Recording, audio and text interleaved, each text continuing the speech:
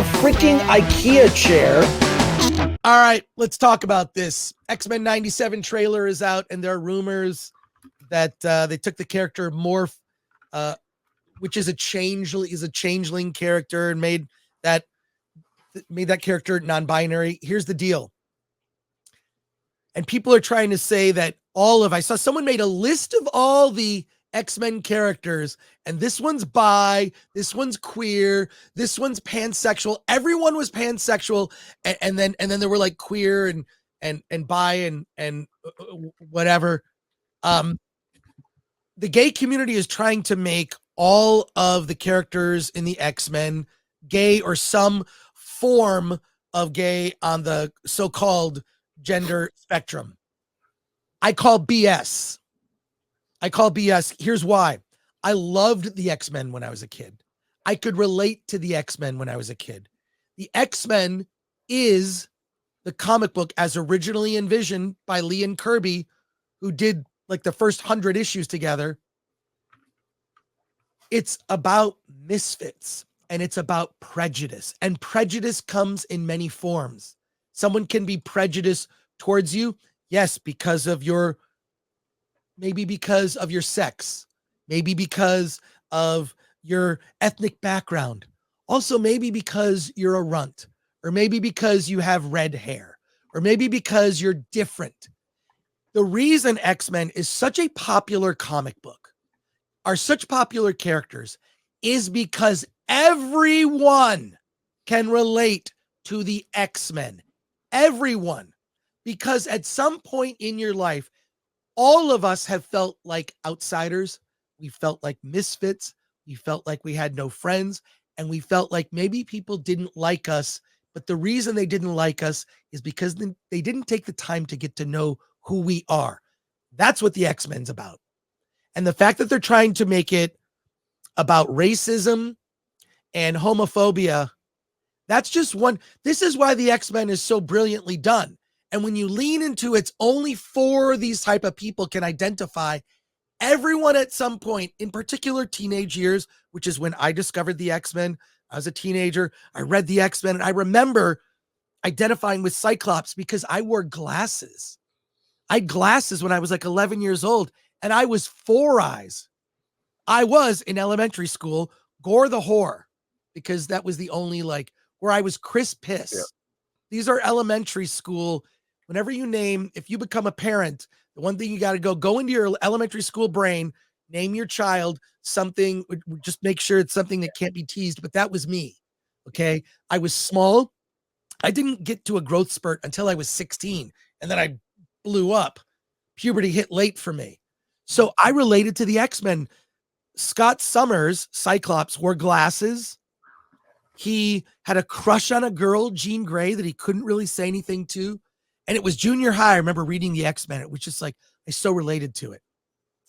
I'm not gay, but I understand how people of all types who feel different or feel like a misfit can relate to X-Men. That's why I love the X-Men. That's why I think everyone can relate to the X-Men. And one group trying to make it only for them or trying to graft upon characters something they see about themselves is narcissistic and ludicrous. And there you go. Alan, what are your thoughts on my rant? On your rant. Well, let me pull up this tweet I saw yesterday. You should follow this guy. But this guy says, "Pal Al?" Yeah, it's my pal Al. He says, "As I remember the X-Men, they were 5 white teens with powers just trying to blend into society. Professor X taught them to harness their powers for the greater good. Magneto and the Brotherhood dubbed themselves Homo Superior and felt that mutants should rule over mankind." I mean, that was the X-Men. Yeah, that's it. But everyone can relate. God, I had a friend of mine who is non-white, who liked to write stories with white characters because he said white characters are kind of like generic people. So yeah, white. No, but he didn't mean it as an insult. I get it. Yeah. He's just like, didn't want to have like a burden of like, oh, I got to make it about race. I'd rather have it not be about race. So I'm going to make, as a non-white person, I'm going to do stories that are about white people because, you know, whatever. Anyways, apparently this is. By the way, here's the first comic book I ever bought. Wow. It was at 7-Eleven. And this was, I mean, the story of the Hellfire Club was just mind blowing because I never thought comic books could get this surreal, get this really dark. And you know, that's, you know, if you know this story of the original Hellfire Club, the best story, you know, it just opened my world to what comic books could do and what stories could tell. And then you have John Byrne, for crying out loud. Oh, I love John Byrne, especially his run on Fantastic Four was great. Well, even Superman, even though he changed. Yeah, true. I liked his run on Superman. That was with the reboot of Man of Steel. Yeah, am I right? That's in the right. 80s. Yeah. Yeah, because in that one, his father never died. I remember that. Yeah. Yeah, it was just a different take, which was fine. It was the ultimate Superman at that point. Yeah. But yeah, you know, the whole point was that you know, Stan Lee and Jack Kirby, it was about unity. It's about bringing people together, you know, getting, you know, it wasn't a, you know, and that was the whole point of Magneto, was that he felt like he was superior and could just take over. And that, you know, honestly, that's happening today, where you see these marginalized groups just trying to take over. And we see that with the D-Files. You know, it was not to bring equality or diversity. It was just to basically replace one power group with another power group. And just as wrong then as is now. You know what brings people together? Go back to that for a second.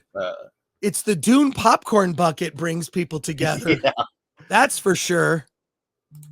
Okay, I can't. They won't let me buy more. No, the funny part was oh yeah, Dune date night from AMC. Alan, AMC are you ready for our Dune date night? Yeah, it's happening. All right. That's not butter.